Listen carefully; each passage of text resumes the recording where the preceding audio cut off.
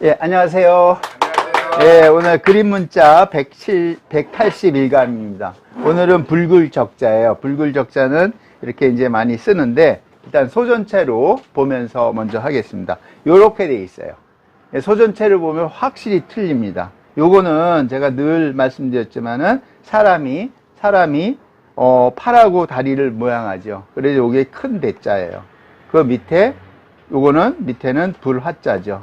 그러니까 사람 밑에서 불을 떼는 거예요. 그거를 불굴적이라고 표현한 겁니다. 그래서 이제 얼마나 뜨겁겠어요, 그죠?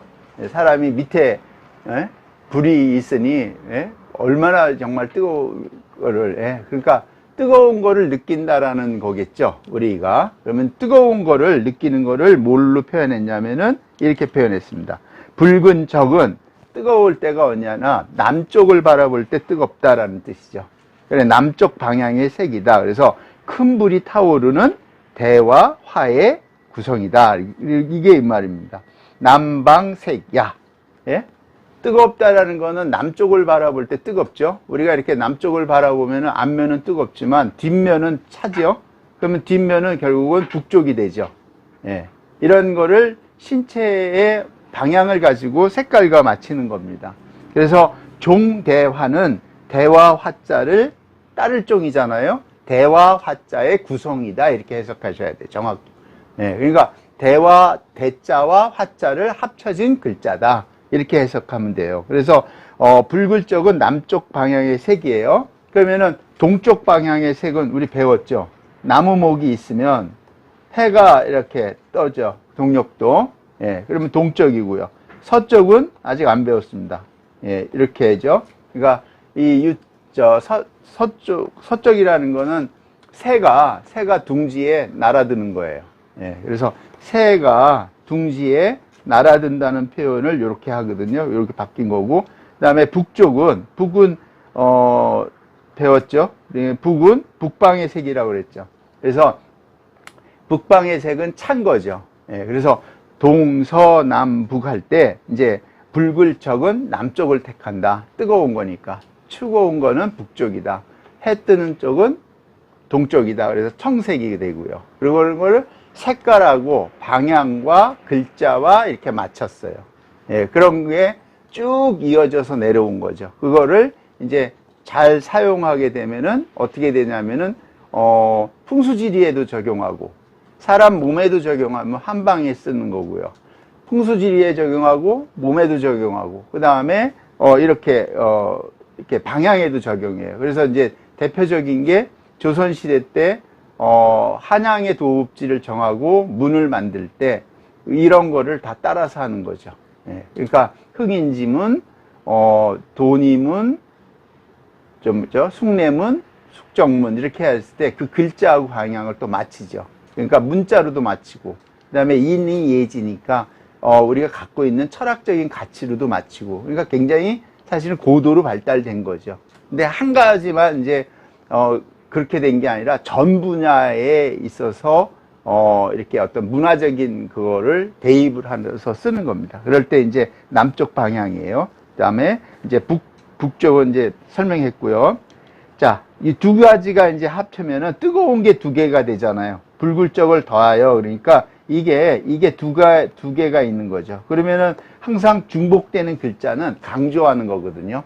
그러니까 두 개를 쓰거나 세 개를 쓰거나 네 개를 쓰면은 하는 거예요. 그리고 다른 의미를 하는데 화정모 뭐예요? 불이 붉은 모양이다. 그러니까 불타오른다. 불이 두 개가 있으니까 그러죠. 그러니까 혁혁하다 이런 거를 하잖아요. 그래서 혁혁하게 공을 세웠습니다. 이런 말을 쓸 때 이거는 뭐냐면은 타오르는 그런 거죠. 그다음에 그런 거를 이제 의미를 만들어내는 거죠. 이게 한자가. 그래서 붉을적에는 붉을혁이 되는 거죠. 두 자를 합하면은.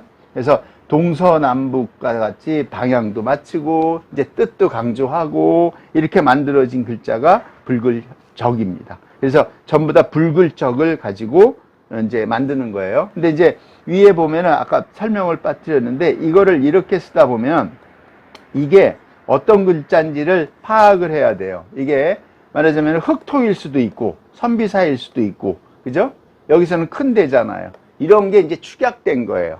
축약됐는데 우리가 이제 한자를 할 때 이런 글자가 나오면 그 한자 안에서 이게 어떤 의미지라고 찾는 그런 걸 했을 때 한자가 거부감이 없는데 그렇게 한자 공부를 안 했거든요. 주로 통으로 외워서 통으로 하다 보니까. 그러니까 대표적인 게 이런 모양이 있는데 이 모양만 있는 게 아니라 또 나아갈 줄도 있어요. 대표적인 게 이거죠. 매매하다. 이렇게 우리가 통상적으로 이렇게 쓰죠. 예. 그럼 조개패는 화패예요. 요거는 넉사처럼 보이지만 눈목자루처럼 보일 수도 있죠. 넉사나 눈목자 또는 그물망이죠. 예. 그러니까 화패를 그물에다가 했어요. 그러니까 화폐를 들어왔죠. 그러니까 매수한 거죠. 그럼 사들였으면 팔아야 되죠. 그럴 때 요거는 나아갈 출자예요. 그래서 요런 모양을 가지고 요게 대냐, 출이냐, 선비사냐, 아니면 흑토냐, 요거인데 요런 경우의 수가 보통은 5개를 넘어가지 않더라고요. 모양이. 그러니까 그거를 연상을 하고 훈련을 하는 거죠. 결국은.